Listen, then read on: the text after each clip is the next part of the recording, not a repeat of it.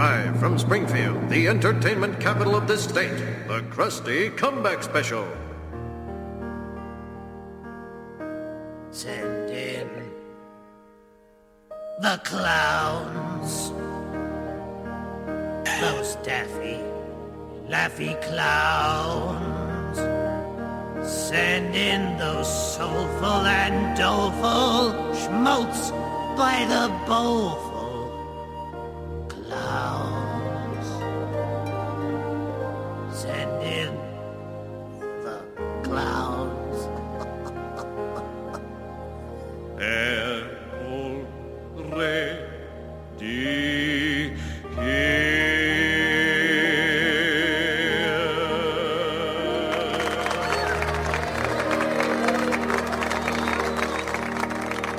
I love you, Krusty. Quiet.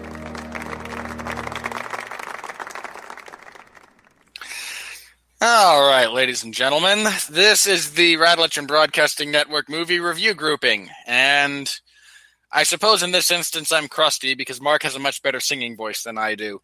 Mark Radulich, how you doing this evening?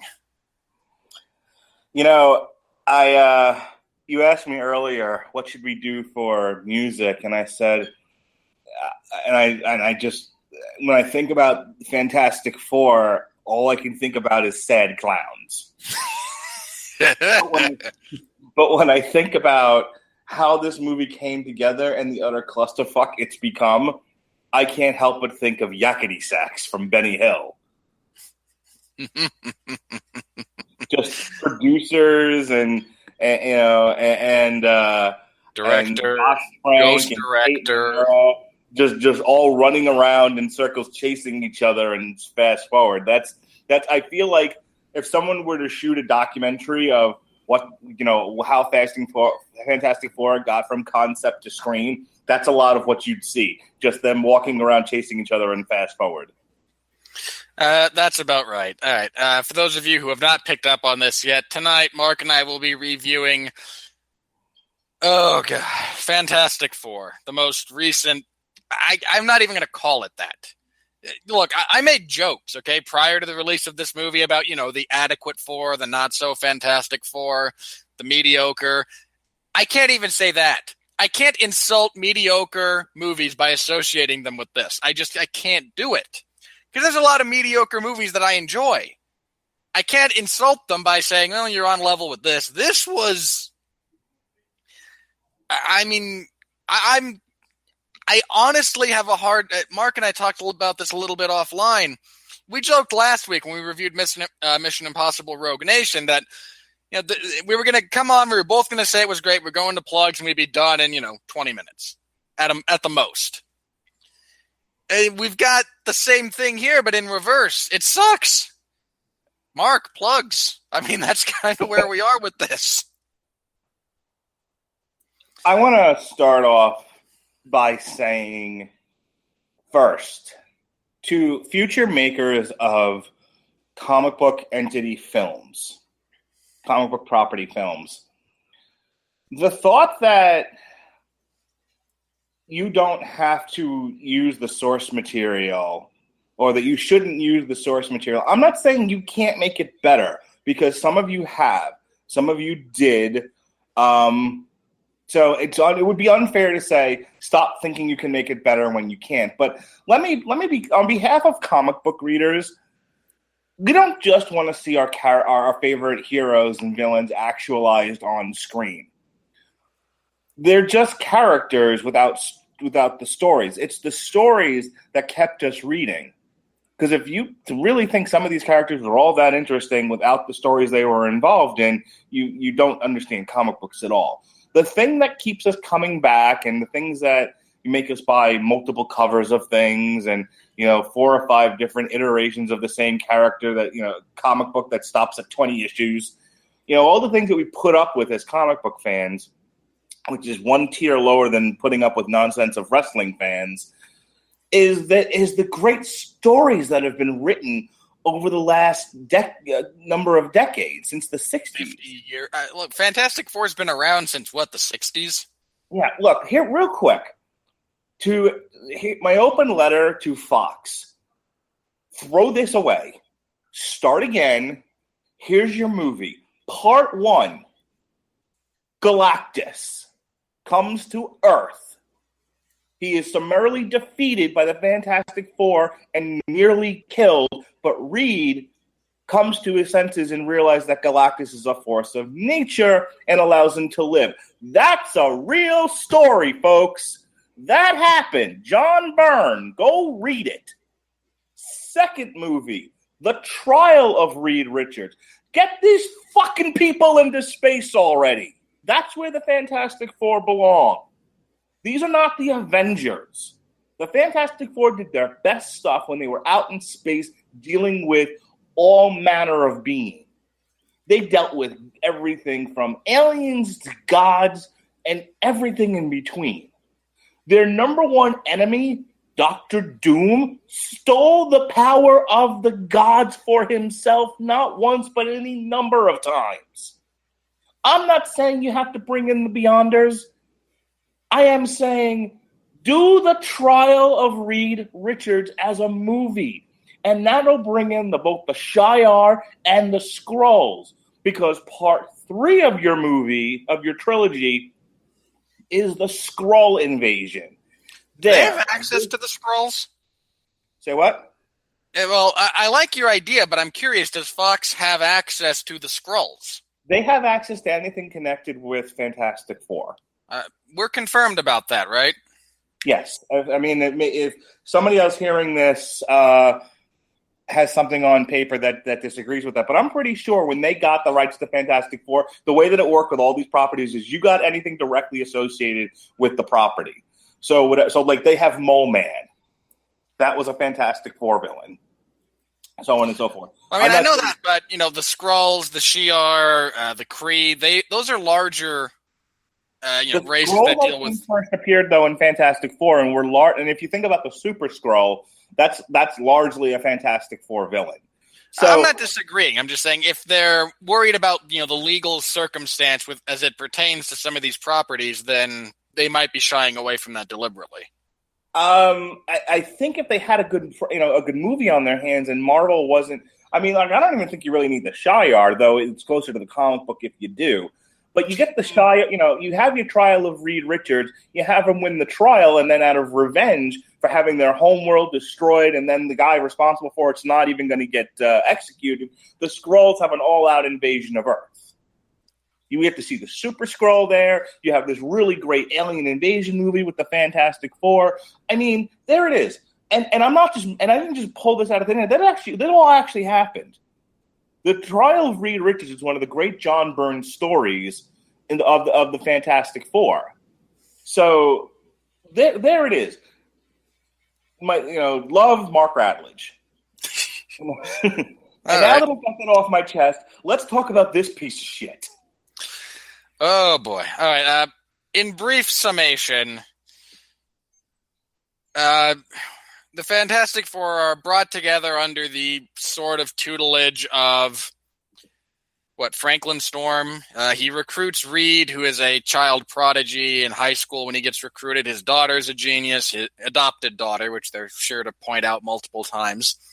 And I know Vince McMahon is reading the reviews or the synopsis for this and going, well, if they're adopted, then they can clearly have the brother-sister makeout session that I so desperately want to put on television.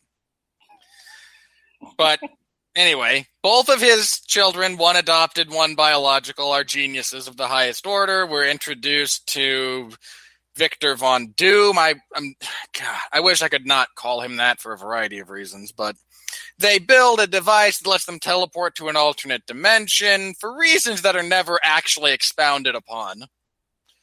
To another planet whose, why we wish to go there is, again, never really expanded upon for most of the movie. They are zapped with some kind of goo that is never explained. They come back and they are now granted powers. When Reed snuck his, buddy from the neighborhood, Ben Grimm, into the teleporter along with him for old time's sake, I guess, because that's never explained adequately either. They are then made into agents of the government. Reed escapes. The others are made into agents of the government, even though we don't see any of them do anything for the government. They go back to this alternate dimension planet because now the government realizes, hey, we can make super payings out of this stuff. We're going to make the world's greatest army. I kid you not. That is the rationale. They then find that Victor Von Doom, who had been left behind in that planet when things went badly, he comes back. He has lost his mind and decides he wishes to suck all of Earth through the portal into the other world, which he has also created some kind of modified singularity. None of this is explained adequately or at all, which disintegrates all matter that touches it and further powers his machine. It's not explained. I cannot stress enough how poorly executed the script is here. The Fantastic Four overcome their petty squabbles, come together, defeat him. They kill him, apparently. They return home, and they shrug off the oppressive proletariat that is the military and establish a beacon of safe haven and science, and at the end nearly christen themselves the Fantastic Four. I don't have words. I want to start my thoughts on this movie by first saying I had no problem with An Unexpected Journey, The Hobbit, the first movie. The reason why I'm bringing that up is a lot of people's complaints about the first Hobbit movie, An Unexpected Journey, was it took forever to get Frodo out of the house. Other than some backstory with the dwarves and the attack of Smaug upon Erebor, a lot of that movie, before we get Frodo out of the house and onto his further adventures with trolls and such, is dwarves having a dinner party and singing. And I loved it. Now, I knew what was ahead, and I also knew they were taking a 100-page book and stretching it over a 9-hour period. But I want to go on record as saying I'm not one of these people who's afflicted with attention deficit hyperactivity disorder and can't handle a camera staying still and watching actors act. And, okay, I can handle that. I can handle waiting 100 minutes for superheroes to get their superpowers if there's a payoff. So let me start right off with the fact that despite the fact that I have patience and can endure not action hanging on the screen, my biggest complaint about this version of the Fantastic Four is how boring this movie is. The actors are, I can't remember which one we were talking about, where you're like, everyone's flat in this movie. This one's flat, that one's... First of all, I said Jai Courtney was flat. And I believe the discussion you're referring to was Terminator Salvation. Okay. Or Genesis, excuse me. Okay, those actors are practically Jim Carrey compared to this group. All right? With the exception of Jai Courtney, who would have fit right in, absolutely. And let me tell you something else. I don't know if you've watched the commercials lately, but have you noticed they've used almost none of the clips in the commercial? I did. All 80% of the clips used in the commercial and promotional materials did not actually make it into the finished product. There's no scene, folks, of the Thing being dropped out of a helicopter followed by a large explosion. Which would have been awesome. There's no scene of the Thing doing anything. The most action he gets in this movie is breaking out of his rock cocoon. Well, he does headbutt Reed Richards, let's be fair. It's nothing. I'm with you. It's nothing. I said that offline. I've seen a fair amount of movies, some good, some bad. This is the first instance when I walked out of a theater, 100 minutes later and went, that was nothing. There was just nothing. I mean, a hole would be something, but this is nothing. It's flat actors with Reg E. Cathy doing his best impression of what's James Earl Jones, I guess. Like, let's see how deep my voice I can make. Reed Richards is what all on the moon to do so. And they're like, all right. and like he never gets excited about anything. Like, his kids nearly die, but sure, I want to make sure everybody's in the Jose. Then you have Kate Mara, who has all the sex appeal and charisma with a wet mop. Well, to be fair, anyone who watched the first season of House of Cards knew that going into this. And then you have Michael. I can't believe I'm about to say this, but was it Michael P. Jordan is the black kid? Yep. Wasted in this movie because, he was Wallace on The Wire. The kid can act. He's got chops. You overrate that. He was also a completely forgettable role for 2 seasons of Friday Night Lights. Well, I only care about The Wire. I'm aware of that. That's why That's why I'm informing you and not yelling at you. It's okay. But I mean, he's utterly wasted in this movie. Everyone is wasted in this movie. Is utterly wasted in this movie. His acting ability is utterly wasted in this movie. And then you have the guy who's basically an extra in this movie, who plays Ben Grimm. You want to talk about a character who does zero in this movie? The best part about his character, they just showed clips of, and not even like a focus clips. It's in the background, okay? When they say to him, "We will try to help you, but you got to help us first," and he says, "What do you want me to do?"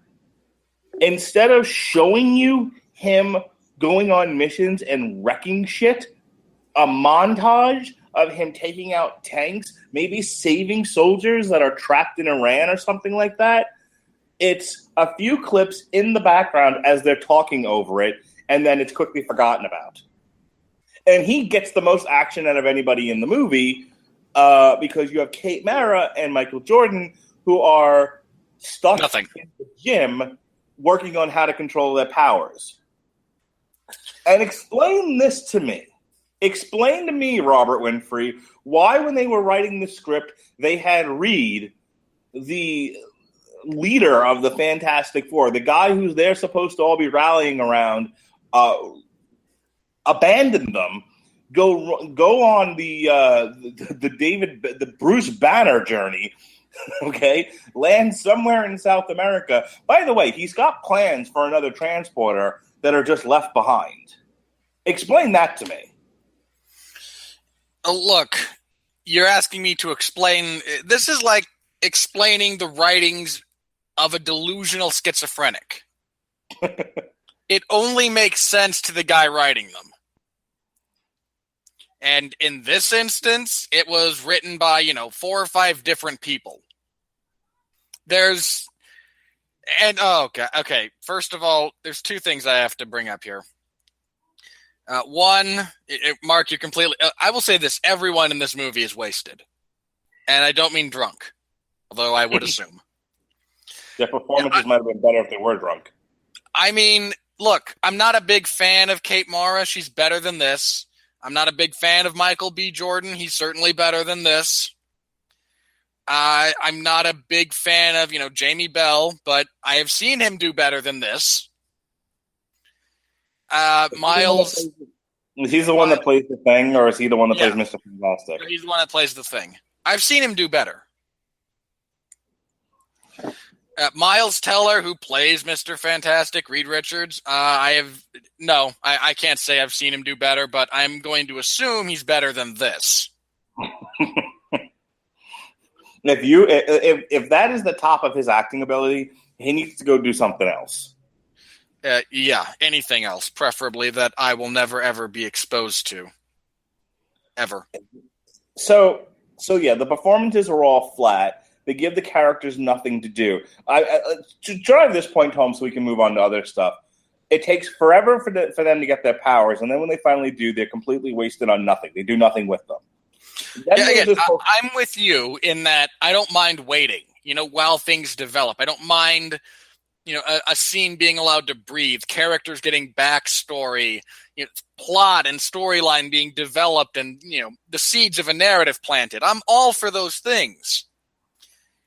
How they managed to do nothing for an hour. I mean, there is no character development. there are caricatures that are expanded upon. Reed Richards is awkward. Sue Storm is kind of a, cold shoulder bitch. With cold fish? Cold fish. Michael B. Jordan is that kind of stereotypical, I'm going to stick my chin out whenever you try and tell me to do anything black guy. I mean, we have caricatures, but there's no character. There's no... Michael Jordan's portrayal of the Human Torch made me miss Chris Evans' overacting. Well, to be fair, his overacting was, first of all, called for in that movie, and second of all, actually fits the personality of Johnny Storm by and large. I was longing for Chris Evans. Well, okay then. I mean, so do a lot of people, so you're in good company, But so you have this really, really... I mean, I guess what they were going for with this movie and for the first half of it was this really, really dark science fiction horror type thing, which if that's your take on the Fantastic Four, you've missed the point, but at least then fully commit to it. Unfortunately, it's like halfway through, Fox saw what was in the dailies and what they had already shot and said, this is shit. This isn't what we asked for at all. How are these people ever going to meet up with the X-Men?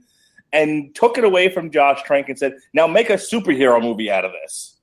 And so you have this really horrible tacked-on ending with this third act with Dr. Doom, and we got to defeat the bad guy. I mean, I have seen people bash Green Lantern. I have seen people. It's awful. I have seen people bash, X-Men 3. At least their third acts made sense and were in line tonally with the rest of the movie. This was garbage. This was, you could almost see, the Fight Club where he's talking about changing films and there's a dot in the at the side of the screen and that's when they know the cigarette burn. Yeah, it almost felt like that. Like an entire reel of this movie had been thrown in the trash and Fox inserted its own reel at the end, and it doesn't match the movie at all. Well, to be fair, even if they had committed, it still would have been crap. Because what were they building towards? I mean, X-Men 3 is crap. Oh yeah, but at least it was consistent all the way through. Like I don't have a major tonal problem. Major tone problem with X-Men 3. I don't have a major tone problem with Green Lantern. It was a goofy, it was the greatest American hero in a CGI suit. Ryan Reynolds has all the charm and screen presence of my ass, but Gavin Napier is not going to like that you said that. But anyway. That's unfair. It's a slightly exaggerated perspective. I don't like Ryan Reynolds. And we're gonna have a lot of fun with Deadpool then in February because that's basically Ryan Reynolds the movie. I'm gonna hate that movie. I saw a preview for it, and look! I mean, he makes this look. It's a Deadpool movie, so he's gonna make stupid jokes. First of all, let me be perfectly clear about this: Deadpool is not a great character. No, Deadpool is one of those meta comic book characters that are there for the fun of the fans, sort of making fun of comic books.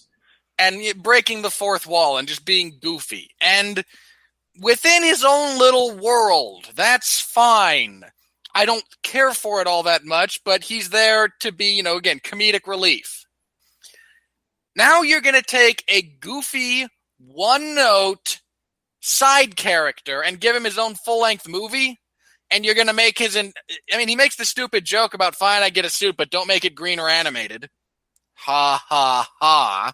That is funny. It's not funny. It is funny. It is not funny because they gave him a red and black suit that's clearly CGI'd. I don't think it's CGI, by the way. It's CGI'd. They have completely the mask, the suit, all of the action. If he's standing still, fine, he's in a suit. Anytime he's moving, no. That is no. But that remains. Okay, but we're getting away from the point, and that is I've named two movies. Because this movie sucks, and tangents are going to be our saving grace. What do you call it? But at least, like I said, the tone was consistent the entire way through. Another example of what I'm talking about. Superman 3 is a silly movie. Oh, Even at its darkest. When you have 4 would be a better example of this. Okay, 3 and 4, but well, 3. I want to talk about 3. 3 was a goofy movie, but it was goofy the entire way through, including the part where it was, where he's fighting a drunken version of himself. So I'm okay with that. Like I said, if you have a tone, pick a tone and stay with it. Pick a type and stay with it. You can't midstream change movies and then expect, like I said, like people. First of all, I can't believe people in the theater were clapping when it was over, and I don't think they were clapping because it was over. They're clapping because they were like, "Oh wow, what an experience we've just sat through." And I'm like, "Huh? What? What did you what?" But it did make $11 million, so it's going to lose money. It's going to lose a lot of money. Look, it's the worst performing movie, I think, of the major ones. I mean, we're not talking about any like the indie movies or anything like that. This movie had a budget of approximately $120 million. I imagine that's actually low, and here's why: they did reshoots of this thing not too long before it was released. They were editing this piece of garbage apparently up until like the last 2 weeks before it was released. They went way over budget. They're official budget is $120 million. Let's go ahead and say that for the sake of argument. It has made worldwide $62 million, and it has already been released in all of its major markets. Yeah, it's a monumental flop. But here's what I don't understand. And I want to talk about this. So, because I mean, what more can we say about the actual film itself? It's garbage. I have 2 more things that I can say about it. Okay, so if you wouldn't mind. No. If there's still craft to review of this movie, which I'm all out of breath here. I have nothing more to say about this piece of garbage. I have a couple of things that I promise will be. Because I want to talk about the business of this movie and how it got from concept to screen. And how all of the parties involved let this happen. Because it's horrifying. Yeah. All right. Again, real briefly, if you've listened to these, you've heard me talk about details because they jump out at me and I can't not see them. It's part of my brain chemistry. It is painfully obvious which portions of this movie were reshot and which were for principal photography. And if you would like to know why, let me be clear. This isn't just me. I'm not the only one who has said this, because for principal photography, Kate Mara dyed her hair blonde. When she had to do reshoots, she did not. She wore a wig. And it's really freaking obvious. And that's not just me. Again, I see little things. Plenty of other people have noticed this. Mark, what do I hate about movies more than anything in the world? Inconsistency. No. More than anything else. I hate bad CGI. There's that. And again, inconsistency bothers me, but I can process. I can deal with that on many levels. Bad CGI is... If a movie is like a dream, bad CGI is a bucket of ice water over my head. All right? It takes me out of it immediately. There are scenes in this movie that have good CGI. There are certain parts involving the Thing that are nice. They look well done. Most of it's crap. Everything on Planet Zero looks like a bad set piece from Flash Gordon. And then with crappy CGI in the background. Dr. Doom, oh God, I have to rant about this very briefly. Let me be clear about what I'm about to say. I will rant about this character without ever referencing the source material. All right?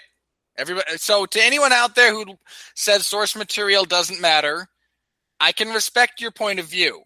So here's everything wrong with this character without ever mentioning Victor Von Doom from the comics. He's a whiny, emo, hacker, hipster bitch. He spends his days pining over Sue Storm, but never, mustering up the guts to actually talk with her. He hermits himself away behind computer screens. He's got absolutely no menace. There is no threat. There is nothing ominous. The man's last name is Doom, and I think I could take him in a fight. This is your villain. This is your antagonist. This is your opposing force. And he's a whiny, Eurotrash, emo bitch. And he's supposed to be threatening. He's supposed to be the one trying to destroy the... No. Your character fails on every conceivable level. There is not any reason being given for him to actually become evil. Now, I'm not saying there's not justification within the movie that he could have warped. There is. It's never brought up. It is never discussed. His ego and his individualism, which are supposed to be character traits, and that's not source material related, that's related to his presentation in the movie, are never brought up, discussed, utilized. His powers at the end are not discussed and are deeply erratic and no one can make sense of. His dialogue is awful. He has no redeeming qualities as a villain. And that, bear in mind, that's not, again, you're a villain. You're not supposed to have redeeming qualities. But even just within the realm of villainy, he's nothing. There is nothing. And he's supposed to be your villain. And he is just nothing but a whiny, pseudo-intellectual with a crappy hipster beard. I'm shocked they didn't give him hipster glasses. He spends more of his time whining and complaining and making soulful looks at Sue Storm. That make no sense because Kate Mara.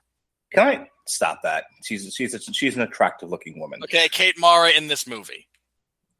Now I have two things. One, if you wouldn't kick you, and I don't care what you say, I'm pointing my finger squarely onto your chest. You would not kick Kate Mara out of your bed for eating crackers. That depends entirely on if we're married. I said I'm not implying that you would be having premarital sex. I'm saying if the girl brought crackers to bed, which usually bring ants because it's Kate Mara, you wouldn't do it. Okay, I would, because I don't. This is how you get ants. No, and no one wants it. No, you would not kick Kate Mara out of the bed for eating crackers. Now listen, I want to talk about this because since you brought up Dr. Doom, he other than his grab bag of powers, which were not defined at all, I had heard. He looks so bad. He looks awful. Forgetting for a moment that he looked like he walked off the set of Plan 9 from Outer Space, which is about where they got that set from, that for Planet Zero. Oh, God. I want to go to the actual dude for a moment. Okay, so prior to this movie coming out, I had heard that he was a blogger and a hacker and all this other stuff, and oh, that's terrible. Now, I want to forget for a moment that I knew any of that stuff and go back and rewatch that movie because there's no real mention of it in the movie. I'm sitting there and I'm watching this and I'm expecting, I'm expecting this guy to be, shots of him posting things, maybe on Reddit or something, maybe they have to get him out of federal prison because his last thing was that he hacked into the Pentagon and he got caught or some shit. And it's something that shows that this guy is a hacker and, and a computer guy, and he's turning all of this wasted energy towards bad things because he's a disaffected person. Now, that's a shitty Dr. Doom, but at least that's a thing. Okay? And I don't mean the thing. I mean it's at least a character. It's something that you add to the character. Instead, he's not even that. He's just nothing. Right. Okay, so essentially what you see in the movie is this unkept fella sitting in front of a bunch of computer screens. This was in the Baxter building. This ass that they can't get involved with the project, and and it was oh, don't bring on Victor Von Doom. He's a crazy person. Is still in the Baxter building. He wasn't in the building for that. He was like, I imagine he was like across the street, but he was not actually in the building for that. Well, there you go.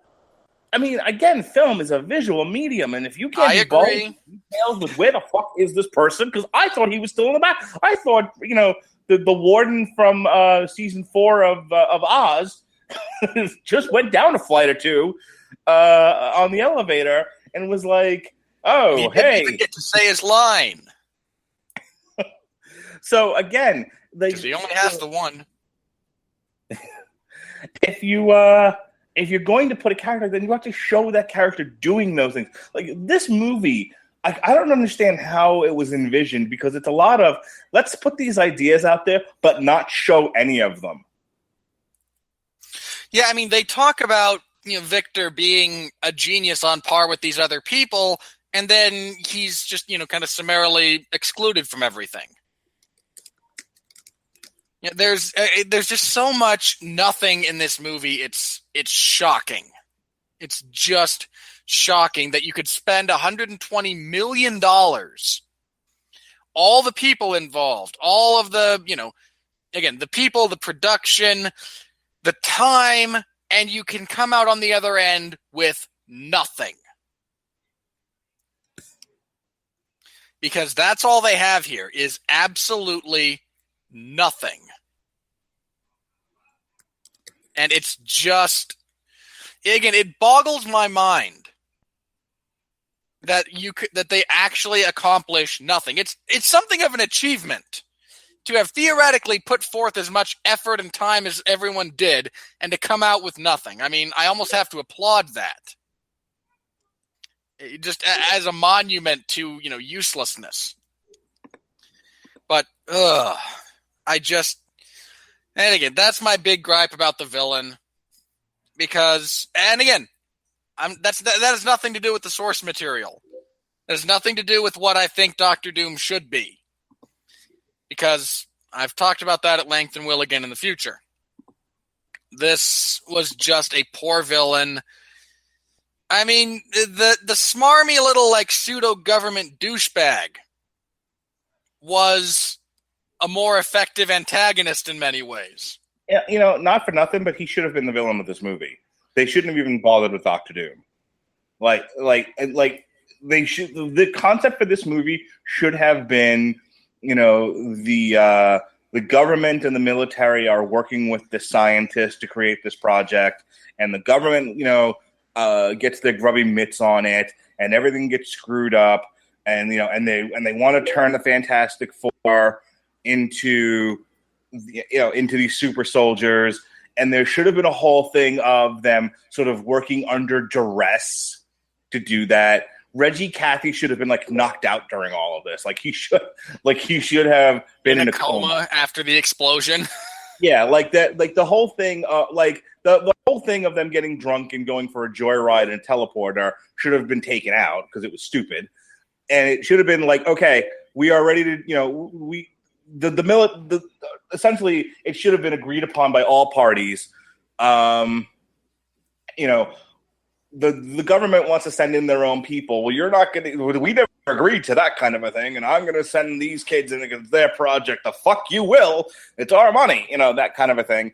And so they sneak into the teleporter in the middle of the night, like they did in the actual comic book. Only it was a space shuttle.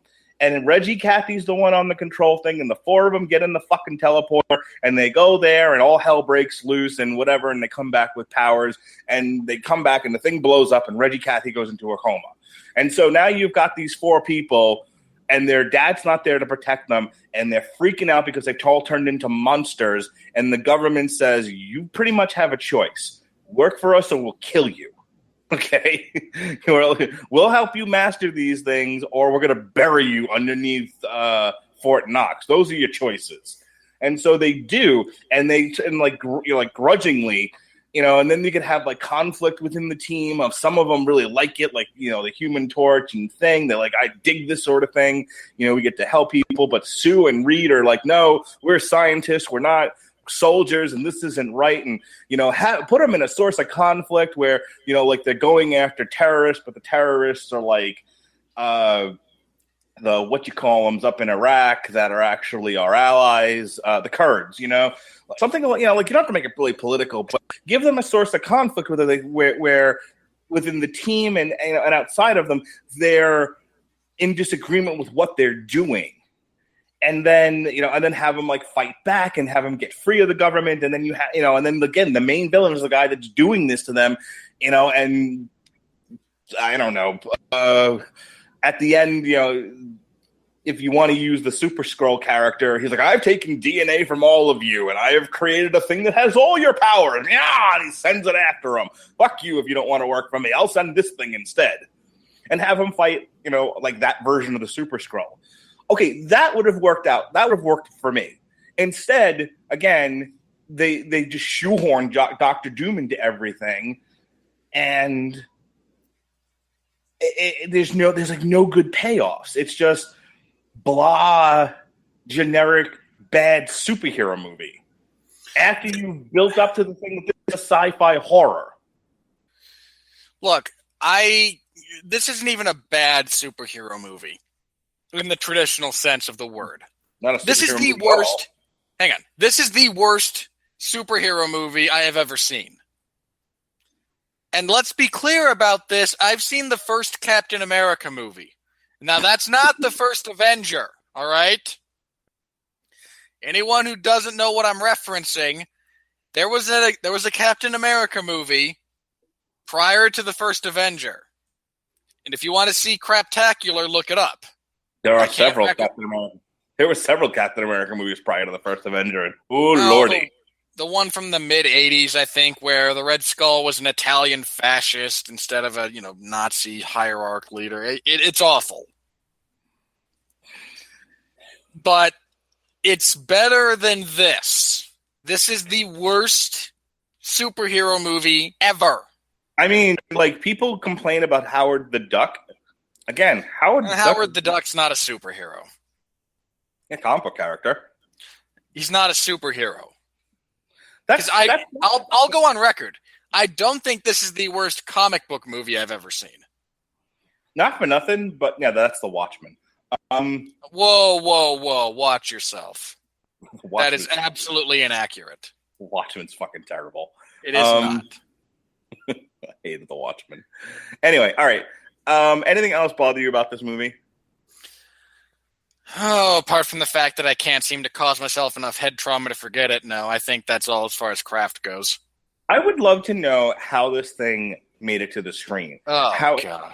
How at some point there wasn't an executive that saw... I mean, maybe I don't understand how movie studios work, and if you're out there...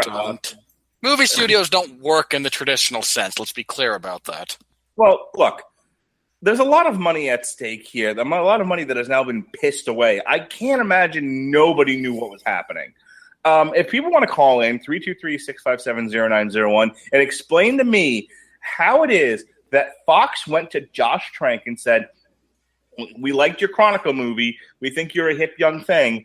We'd like you to do the Fantastic Four. And he came back to them with a vision that there was no way they could have supported. There's no way they looked at his vision of what the Fantastic Four was going to be and said, sure, this matches up great with our plans to build an extended universe, to build a cinematic universe like Marvel and DC are doing. This works great in trying to combine these characters with the X-Men in their world. Wow, wonderful. I love it. There's no fucking way that happened. Okay, and even if somebody at Fox was like willing to, trust in Josh Trank and say, okay, we'll figure it out, later on, but go ahead and make your movie because you made Chronicle and that was good, so we trust you. It wasn't good. They could have shot as much of that movie as they did, and nobody stepped in and said, "Is nobody looking at the dailies? I mean, come on." And yeah, no one's looking at this and going, this is a travesty. We need to go down there and stop it. Or that's exactly what they did. But by then, half the movie had been done, so it's too late. And like I said at the top of this thing, if halfway through this movie you don't like what the director is giving you, you either need to throw the whole thing out and start all over again with a new director and just chalk this up to, oh well, we'll make it back up when we make a better movie.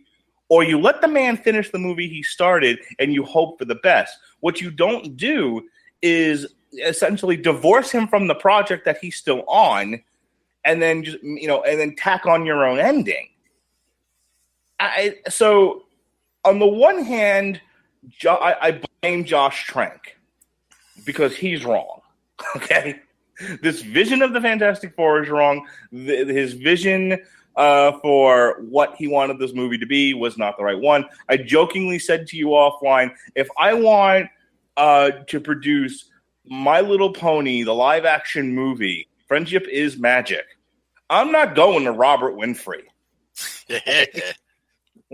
I'm going to Michael Bay. Michael Bay will be closer to what I need in My Little Pony, Friendship is Magic than Robert Winfree is. So, again, Josh Trank, not the right guy for this project.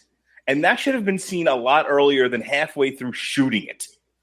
But the studio is wrong on two accounts. One, they should have never have let it get as far as it did. And then once they did let it get that far, they should have let the man finish his movie. They could, look, Spider-Man's on its third fucking reboot, okay? Yep. At least Sony had the good sense to say, well, I don't know why. I thought it was a great movie, but, everyone hated the Amazing Spider-Man 2, so fuck it. Let's work with Marvel and see if we can pull this thing out of the gutter. No, it's not very good. I'm not, again, The Amazing Spider-Man 2, I don't think it's bad. It's better than Watchmen. It was not better than Watchmen. I very much like Watchmen, and this is neither the time nor the place for that particular debate, because that's an intensive one that involves, it devolves into shouting before, and no one walks away happy, is just kind of how that winds up. The Amazing Spider-Man 2 was serviceable, not great. And Sony, at least, they realized the way the winds were blowing. I think they really wanted to get something going with Marvel, to get Spider-Man into the greater Marvel Cinematic Universe. And to do that, they just kind of realized that to do that, they need to start over. And this is, I firmly believe, what's actually going on. Joe Quesada is in charge of the Spider-Man film projects, because that guy is, I can't say anything good about Joe Quesada. This is the guy responsible for two of the most reviled arcs in Spider-Man history. And he seems to have this perpetual notion that Peter Parker must be a teenager desperately pining after Mary Jane forever, and that's the only way Spider-Man can exist. And anytime we get beyond that, nope, we must reset button. My belief, as far as that goes. But what's another example? Okay, I mean, look, Spider-Man 3. Since, again, Spider-Man's about to be rebooted for the third time, Spider-Man 3 is a mess. In no small part because the studio, Sony in this case, interfered greatly, but that's been talked about at length on other projects. The point being, they didn't get into that one and realize Sam Raimi is not making the movie we want. We want X, Y, and Z thrown in there. And, well, we're already part of the way through, so let's fire Sam Raimi. We'll hire the director's quasi-retarded cousin who works in the mailroom to finish it, and we'll call it a day. Because I start to think that's what happened here. It's just, and again, let me be clear. Josh Trank's version of the Fantastic Four still would have sucked. Let's not miss it. Again, let's not pull punches here. The man's vision for it. I mean, again, the first 2/3 of this movie are his vision for it, and it still sucks. It would not be as jarringly inconsistent and as, again, there would be something, I feel like, if we get a single cohesive narrative from start to finish, we would have something. It would suck, but it would be something instead of nothing. That is just, again, I can't say it that's my feelings about this movie. It is so bad, and there is nothing. There is nothing to the. I could have sat in that theater and watched 90 some odd minutes of blank screen or those inane things they flash on the screen before previews, and I would have walked away with the same impression. It's just that empty. It's that hollow. There is nothing to this movie at all. In other news, UFC on Fox 17 will be in Orlando, Florida. Good for you. You gonna go? Oh yeah, absolutely. I was going to go to New York for UFC 194, but that's not happening. So that's it's funny. You made plans to go see an MMA event in New York. You're silly, Mark. I know. My relatives are very upset. They were very excited at the prospect of my family, because a lot of them haven't met Jonas yet, and only saw Lily when she was his age. But they're very excited about the prospect of us coming up next summer. In the meantime, since I'm not going to New York in December, we're going to Orlando December 19th for UFC on Fox 17. What's the card? No card yet, but maybe that'll be figures. Maybe that'll end up being Verdum versus Cain Velasquez. Then no fucking excuses then. I can't believe they're giving Cain an immediate rematch. I'm sorry. I need to rephrase that. I absolutely can believe it, because the UFC has a serious hard-on for what Cain does as far as opening up, the markets in Mexico and with other Latin American nations. They desperately want him to be champion. White has his favorites, and those people get immediate rematches even when they're soundly beaten. That's Submitted in the third round. He looked like crap prior to that. That's okay. Verdun will beat him again, and that'll be done. And then we'll finally be done. Oh, no. Cain's going to win, because this time it's at sea level. And then we're going to get the trilogy. Nope. No. You know what's going to happen? Cain Velasquez is going to is going to injure his Glavin, and it's going to end up being Verdun versus Emelianenko. Oh, I think if Fedor comes back, he has to fight Bigfoot Silva before he can fight for the belt. Or Dan Henderson. Either one. Screw Dan Henderson. He's not my type. All right, I have stuff to do here, so let's. All right. This movie sucks. I put this on Facebook, and since this is probably going to reach a wider audience, here's I can provide to all of you who have listened to this, and God bless you for listening to this. If listening to this has maybe piqued your interest, and your mindset is something along the lines of it can't be that bad. Look, I am universally regarded as very positive on movies. No, really? Some would say ridiculously so, but like I said, even I am struggling to find anything positive to say about this movie. It's incompetence at large on both the craft and the executive side. There's nothing good to say about it. It's boring.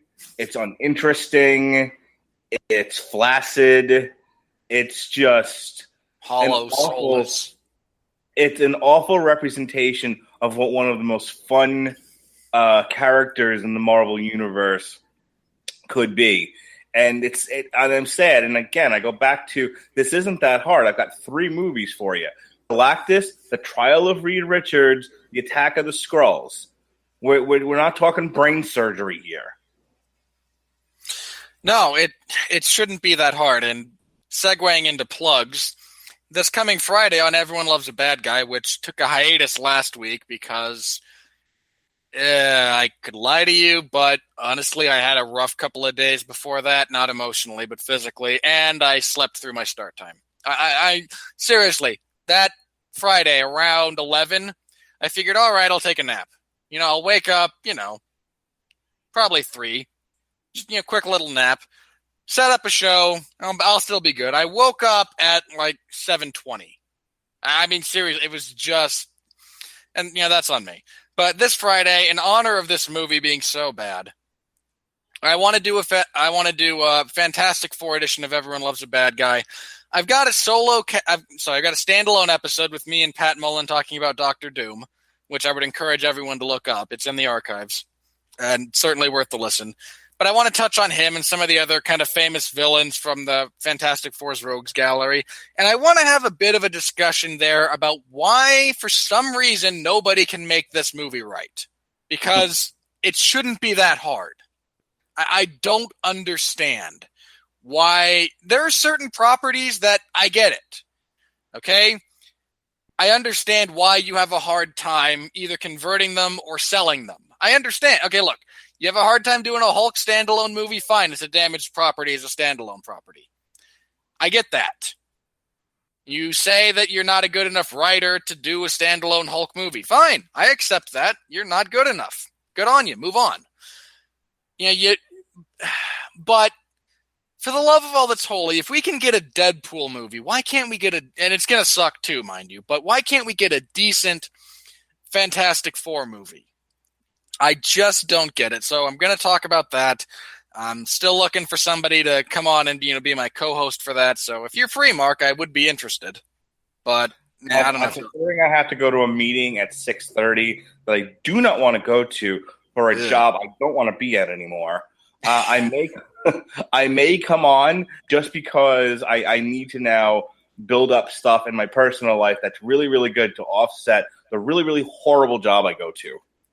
That's save it for the WrestleCast. Fuck you. I hate all you white people. Oh, Mark. Just hate all people, okay? Color has nothing to do with it. All people are trash. Cracker ass honky. You're not black. And quit gearing up for Straight Outta Compton. I'm so glad I'm not seeing that movie. I don't think I can take it after this one. Speaking of Straight Outta Compton, which looks awesome and is certified, I believe if it doesn't have a high Rotten Tomatoes score, I think it's certified fresh. I would assume so. It looks competently made. I would just hate it. Have basically been it's great.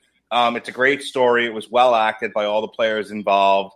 A couple of lazy things here or there, but nothing that takes you too far out of the picture. We get it. Cops hate blacks. Move on. So my wife and I... You don't understand. The writers hate cops, so they have to go out of their way to demean, belittle, and make them look bad. That's just how Hollywood is. So my wife and I are going to see Straight Outta Compton this Sunday. That's our date night, like you do, and then Ed, in theory, and I will be reviewing Straight Outta Compton a week from tonight. And then that's it until the end of September. In the end of September, Robert and I will be back with Hotel Transylvania 2. Ugh, Adam Sandler. So, in the meantime, speaking of Doctor Doom and the Fantastic Four, I will be on source material this Monday to talk about the next issue of Secret Wars. I think we're up to 5. I'll also be sharing my thoughts on A-Force, Planet Hulk, and Future Imperfect, featuring the Maestro version of the Hulk. If everyone's noticing a theme here. And Spider-Man the Hulk.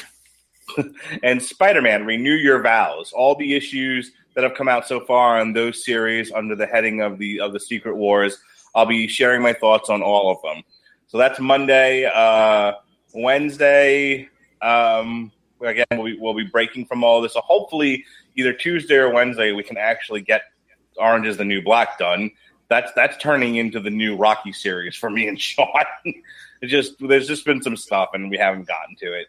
And then Thursday, we're either going to review the new Lamb of God or we're going to review Straight Outta Compton. I haven't decided yet. We were supposed to review Lamb of God last week, but I instead wanted to go. I think I was telling you this before. I instead wanted to go see Fantastic Four Thursday night because it was so bad it actually piqued my interest, and I wanted to get out of the house. So I decided. So instead, there's a new Metal Hammer of Doom up with Jesse and Robert Cooper, and they were doing their thing. I am going to take this opportunity to bug off. I'll let Robert say the final words here. And like I said, he and I will be back on the road to nowhere in particular the week after September 25th. All right, I'm going to bug off. See you later, Rob. All right, Mark, I'll see you. And again, Mark will be back next week to review Straight Outta Compton, which, look, I'm sure it's good. I I tapped out of that movie because I know I couldn't provide a professional, unbiased review. Nothing about that movie appeals to me. It would have been like pulling teeth, and I don't want that, and you guys don't want to listen to that. All right? Because, again, it just would not have worked. So that's why I'm out. But Jed Lucid, I don't know, Jed from the Casual Heroes will be on theoretically to talk with Mark about that movie, and tune in for that. Then, yeah, Mark and I are off of this for a bit. The Movie Review Club will be on temporary hiatus for about a month. And we'll be back later. The full schedule has been posted, so you can find that out if you want. Last couple of things I have to plug. The 411 Ground and Pound radio show every Sunday. Actually, not the 23rd, but this coming Sunday, 8 p.m. Eastern Standard Time, we'll be previewing UFC Fight Night 74, which is Sunday the 23rd. So tune in for that. It's me and Jeff Harris talking about the wide, wacky, wonderful world of mixed martial arts. And I think that's all I have to talk. That's all I got to plug. Mark plugged everything else pretty much. So on that note, for Mark Radulich, I'm Robert Winfree, reminding everyone, do not watch this movie. I need to say that. That's my closing words here, and then I'm going to hit Hail the Apocalypse. Do not watch this movie. Thank you. And again, don't do it. Thank you. Be well, be safe, and behave.